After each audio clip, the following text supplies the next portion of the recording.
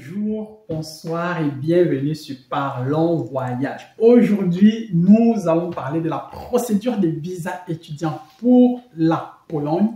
Et dans cette vidéo, je m'en vais te dire tout ce que tu dois savoir pour quitter de ton pays et arriver jusqu'en Pologne avec un visa étudiant.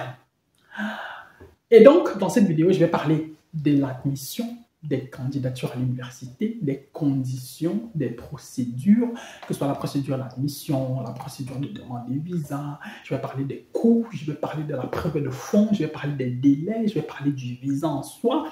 Bref, je vais brosser tous les pans qui concernent la procédure des visas étudiants pour la Pologne. Si tu me découvres par le biais de cette vidéo, n'hésite surtout pas de t'abonner. Ok, on va prendre une seconde pour que tu t'abonnes. Merci de t'être abonné. Merci. N'hésite pas de liker la vidéo, n'hésite pas de la partager autour de toi avec les personnes qui sont plus ou moins aussi intéressées par les voyages dans d'autres pays, notamment la Pologne. Si tu as besoin d'accompagnement dans le cadre de ta procédure, n'hésite surtout pas de nous contacter. Nous serons ravis de t'apporter notre expertise et notre savoir-faire. Installe-toi parce que au cours des 10 à 15 prochaines minutes, je m'en vais partager avec toi tout ce que tu dois savoir pour arriver en Pologne avec ton visa étudiant. Mais un petit conseil avant de commencer, prends un bloc-notes, prends un stylo, prends un verre d'eau parce que la quantité d'informations que je m'en vais déverser dans cette vidéo, tu ne peux certainement pas, tu n'es pas prête pour cette quantité d'informations-là.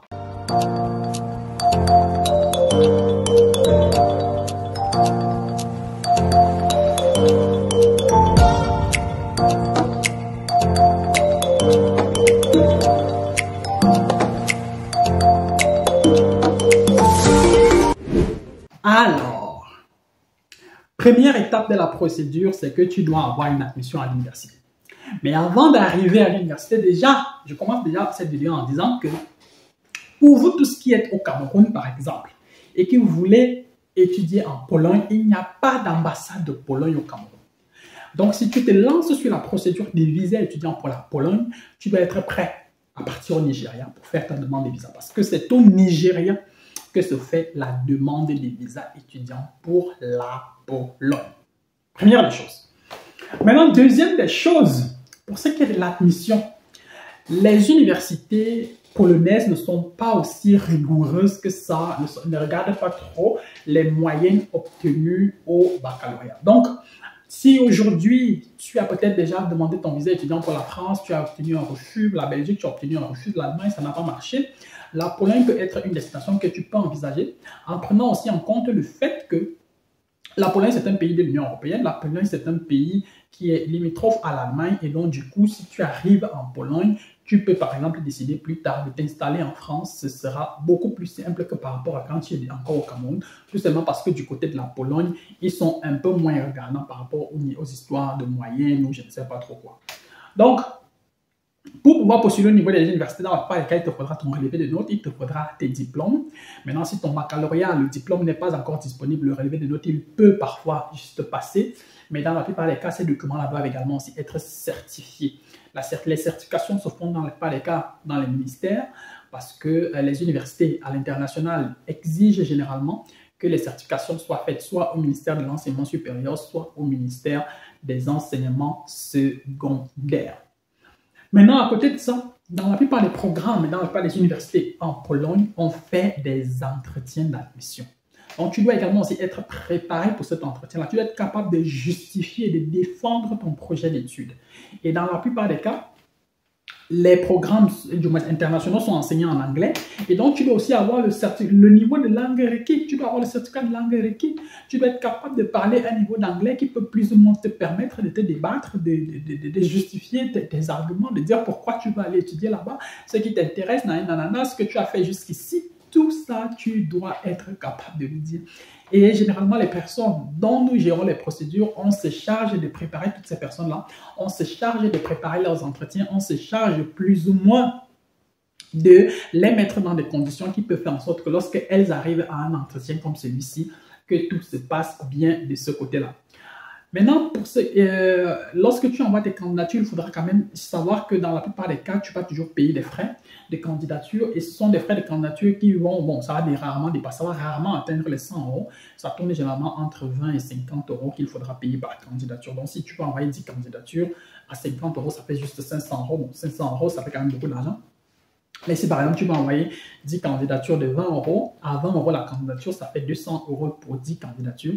Maintenant, tu dois aussi te rappeler qu'en Belgique, par exemple, une candidature peut te coûter 200 euros. Ici en Pologne, 10 candidatures peuvent te coûter 200 euros. Je crois que le choix il est très vite fait. Dans la plupart des cas, il te faudra aussi un certificat médical. Donc, un certificat médical qui atteste que voilà, tu es apte physiquement, tu n'as pas de maladie, tu n'as pas d'infection, tu n'as pas ci, tu n'as pas de virus. Et donc, il te faudra un certificat médical que tu devras également aussi ajouter, du moins qui devra faire partie de cette candidature afin que tu puisses obtenir ton visa pour du moins ton admission pour la Pologne. À côté de ça, il te faudra aussi généralement au moins une lettre de recommandation. La lettre de recommandation devrait être signée par un professeur, par un enseignant, un des anciens enseignants. Et donc, c'est avec cette lettre de motivation-là, pas lettre de motivation, c'est avec cette lettre de recommandation-là, du moins cette lettre de recommandation-là, elle devra entrer dans ton dossier. Maintenant, tu vas me demander qu'est-ce qui se passe maintenant si moi, je n'ai fait que le baccalauréat et après le baccalauréat, j'ai décidé d'aller étudier en Pologne. Tu as également aussi eu des enseignants secondaires. Donc, un de tes enseignants secondaires avec qui tu t'entends très bien, il peut toujours te signer un document, ou bien même l'administration de l'établissement où tu as étudié peut toujours décider aussi de te signer un document, une lettre de recommandation, et puis il faut juste que ce soit juste un document signé par une autorité, une personne plus ou moins qui représente une certaine autorité. Et puis voilà. Maintenant, pour ceux qui est donc, par exemple, vu que j'ai parlé par exemple donc des personnes qui viennent juste d'avoir le baccalauréat, si par exemple toi tu es encore mineur, dans ce cas-là, il te faudra absolument une autorisation parentale qui va autoriser plus ou moins le traitement de ton dossier, étant donné que tu as moins de 18 ans, du moins la majorité dans les pays occidentaux, c'est 18 ans. Bon, dans les pays africains, c'est seulement 21 ans, c'est pas toujours la même chose. Donc, si tu as moins de 18 ans, il te faudra certainement une autorisation parentale. Et le fait que tu sois également aussi mineur peut également aussi avoir une incidence sur la suite d'après des procédures, notamment les frais que tu dois payer à gauche, à droite. Tu ne seras pas forcément logé dans la même catégorie que tout le monde. Et une fois que tu as envoyé ta candidature, tu as passé les entretiens et qu'on a validé ton dossier, dans la plupart des cas, on va t'envoyer une admission provisoire, donc une admission conditionnelle, et tu devras absolument payer les frais de scolarité pour pouvoir obtenir maintenant une admission définitive. Pour ce qui est des frais de scolarité, on va encore revenir dessus plus tard, lorsque nous allons parler de façon exhaustive des coûts qu'il faudra préparer, du moins de ce que ça coûte pour pouvoir étudier du côté de la Pologne.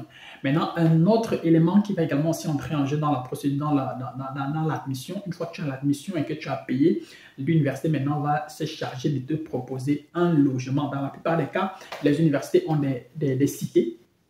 Et donc, pour ce qui est des étudiants internationaux, les universités se chargent généralement de vous proposer des logements dans ces différents logements étudiants-là. Pour ce qui est de ce que tu dois payer, je vais revenir dessus plus tard lorsque je vais parler des coûts.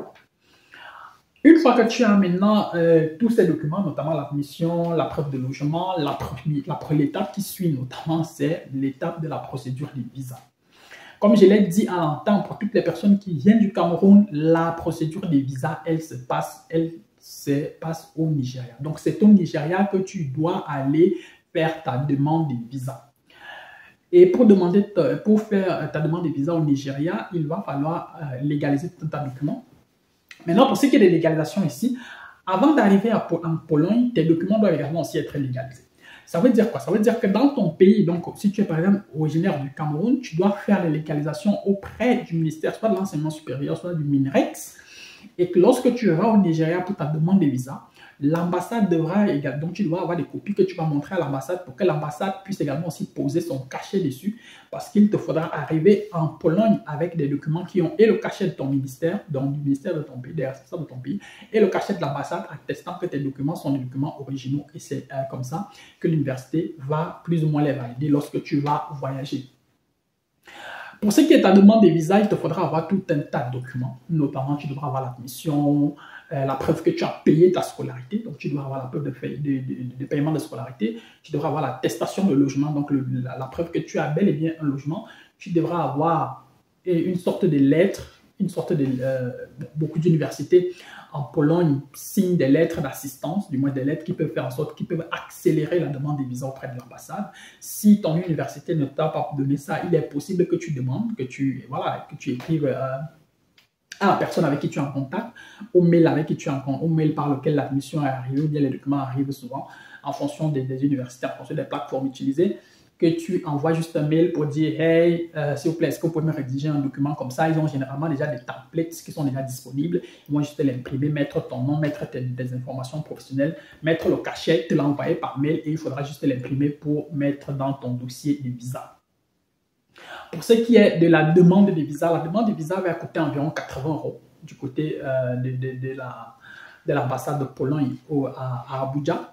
Et ces 80 € là, tu devras les payer en cash. Donc, tu devras les avoir le jour que tu vas à l'ambassade, tu dois les avoir en cash. Les dépôts de visa ne se font malheureusement pas en ligne.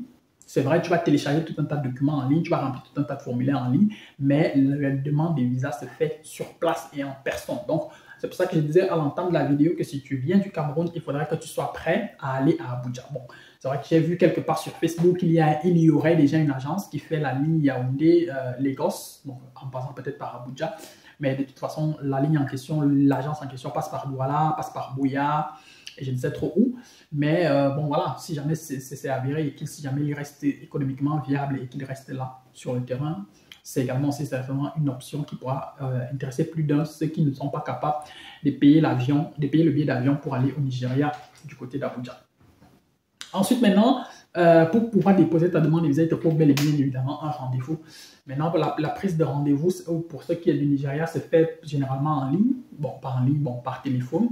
Il faut généralement appeler, sauf que bon, étant donné que, comme je dis, c'est le même numéro que les gens du Nigeria vont appeler, d'autres pays vont appeler, le Cameroun va appeler. Donc, du coup, il faudra que tu sois prêt à insister le plus possible, que tu aies le plus de crédits disponibles suffisamment dans ton téléphone, de telle sorte que lorsque tu vas appeler, que tu aies suffisamment de temps pour donner toutes les informations qu'on va te demander et pour pouvoir justement obtenir finalement une date pour ta demande de visa. Maintenant, il faudra, dans le cas de ta demande de visa, tu dois remplir un formulaire, comme je le disais tout à l'heure, et ce sont justement des informations, ce sont justement les étapes de la procédure où il faut éviter le maximum possible de commettre des erreurs. Et c'est pourquoi également, si on vous demande souvent de travailler avec des personnes qui se connaissent nettement mieux, le fait que moi j'ai déjà vu plus d'une dizaine, voire une quinzaine de lettres, de formulaires de demande de visa depuis des différents pays, fait également aussi en sorte qu'il y a des erreurs forcément que je ne peux plus commettre parce qu'il y a tout un tas de détails que j'ai déjà vu ça et là qui peuvent plus ou moins attirer mon attention. Donc, il faudra prendre suffisamment de temps pour remplir votre formulaire de demande de visa. Et maintenant, une fois que vous avez le jour de l'ambassade, parmi les documents que vous devez également aussi apporter, il y a l'assurance maladie. Maintenant, bon, vous devez, dans la plupart des cas, ça peut être parfois une assurance maladie de 6 mois minimum. Tu peux également aussi prendre une assurance maladie directement de 1 an. Maintenant, il y a les assurances. Si tu veux savoir maintenant quelle assurance est acceptée par l'ambassade ou pas, généralement, les ambassades, elles communiquent sur leur site internet ou bien là-bas sur place à l'ambassade. Une fois que tu arrives là-bas, tu peux toujours demander quelle est l'assurance à laquelle tu vas souscrire. Mais il y a généralement des assurances comme Allianz, AXA, qui sont des assurances assez internationales et qui sont généralement reconnues par la plupart des ambassades. Et donc, du coup, dans ton dossier de visa, il y aura également aussi peut-être une réservation de vol qui pourrait également aussi entrer en jeu. Et tu devras également aussi prendre cela en considération. Et une fois que tu as fait ta demande de visa, il faudra compter quand même entre 15 et 60 jours pour retirer ton visa. Le retrait du visa, ça doit également aussi se faire en personne. C'est bon, c'est vrai que tu peux signer une procuration pour que quelqu'un d'autre récupère ton visa.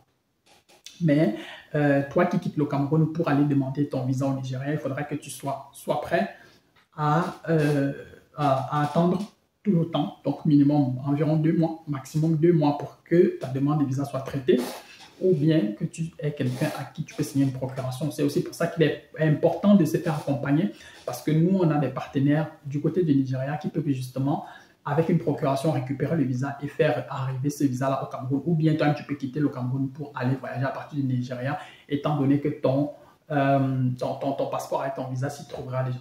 Donc, en gros, voilà plus ou moins ce qu'il faut savoir pour ce qui est de la procédure des visas.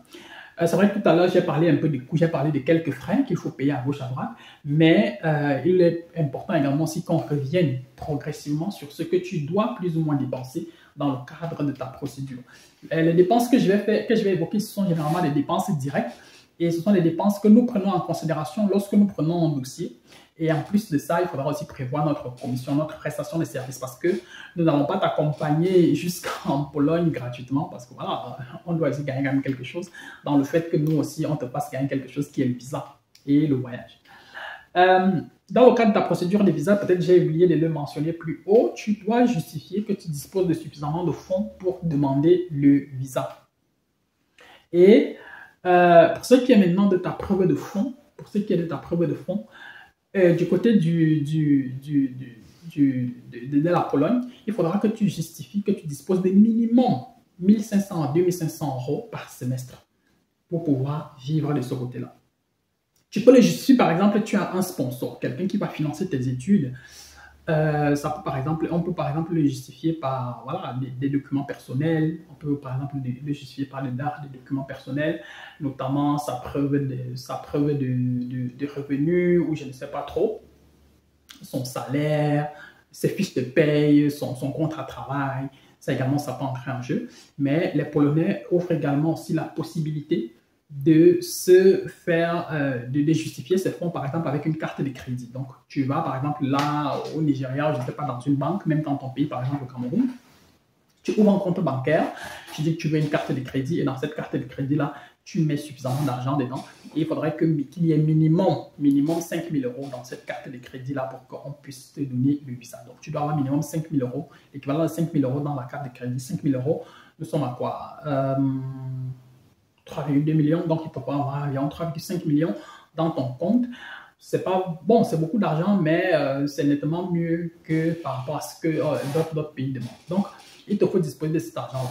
Maintenant, pour ce qui est des frais de scolarité par semestre en Pologne, il faudra quand même prévoir entre 1 000 et 2 500 € en fonction des universités, en fonction des programmes, en fonction des villes. Il faudra prévoir entre 1 000 et 2 500 € par semestre. Donc, plus tes études vont durer, plus tu vas devoir payer également aussi. Mais bon, pas mal d'universités proposent également aussi la possibilité de payer en tranches. Donc, tu peux aller à l'université une fois que tu es sur place, tu expliques ton problème et puis on va t'accorder certaines faveurs. Mais toujours est-il que le premier semestre doit être payé cash. Donc, tu dois prouver au niveau de l'ambassade, lors de ta demande de visa, que tu as déjà payé les frais. Si c'est 2 000 € de scolarité pour le premier semestre, tu dois avoir payé les 2 000 € de scolarité pour ce premier semestre-là. Et quand tu es au niveau de l'admission pour arriver jusqu'au visa, quand on regarde tout ce que j'ai déjà cité plus haut, tout ce que tu dois payer, les déplacements à gauche, à droite, tu peux quand même déjà compter autour de 3 000 € de dépenses. 3 000 € de dépenses, on est autour de 2 millions par là que tu devras avoir dépensé. Je ne parle pas ici de la preuve de fonds parce que tout à l'heure, j'ai dit que la preuve de fonds en elle seule, elle peut déjà aller jusqu'à 5 000 €. Donc, tu Action doit te faire une offre qui inclut les dépenses, qui inclut la preuve de fonds, qui inclut, bon, on ne va pas forcément ici inclure le billet d'avion à l'intérieur. Ça peut quand même déjà aussi aller à quand même quelque chose, donc ça peut faire quelque chose de consistant. Donc, en voulant aller étudier du côté de la Pologne, tu dois être conscient de toutes ces dépenses-là. Et il faudrait que tu sois prêt à dépenser un certain montant. C'est vrai que le montant qui va dans la preuve de fonds, c'est un argent qui reste le tien. Donc, si on retire ces 5 000 € là, c'est environ 3,5 millions, il faudrait que tu sois prêt à dépenser minimum 4 millions de plus en incluant le fait que tu vas devoir te déplacer pour aller au Nigeria, etc., etc. Donc, en gros, voilà plus ou moins tout ce que tu devrais savoir pour la procédure des visas étudiants pour la Pologne. Donc, il est possible pour toi encore de t'asseoir aujourd'hui, de dire, OK, en 2025, moi, je vais arriver en Pologne avec un visa étudiant. Mais pour cela, il va falloir que tu prennes en considération tous les éléments que j'ai abordés dans cette vidéo parce que justement, ce sont des éléments qui peuvent être très utiles dans le cadre de ta procédure. J'espère que j'ai plus ou moins répondu à pas mal des questions que tu te posais jusqu'ici par rapport au visa étudiant pour la Pologne. Si tel est le cas, alors tu m'envoies ravi. Si tu n'es pas encore abonné, je ne sais pas comment tu as fait pour arriver jusqu'à ce niveau de la vidéo sans t'abonner vraiment. Bref, on va prendre une seconde pour que tu t'abonnes d'abord. On t'attend. Merci de t'être abonné. Et voilà. J'espère que tu as aimé la vidéo. N'oublie pas de laisser un like. Si tu as d'autres questions, tu peux les laisser en commentaire. Si tu as besoin d'accompagnement ou d'assistance, nos numéros sont dans la description de la vidéo. Si tu es au Cameroun, à Yaoundé ou à Douala, nous sommes ouverts de lundi à vendredi de 8h à 16h30. Tu peux passer dans nos différents bureaux et nous serons ravis de répondre à tes questions et surtout de t'apporter notre expertise et notre savoir-faire. D'ici à notre prochaine vidéo, porte-toi bien, bien des choses à toi.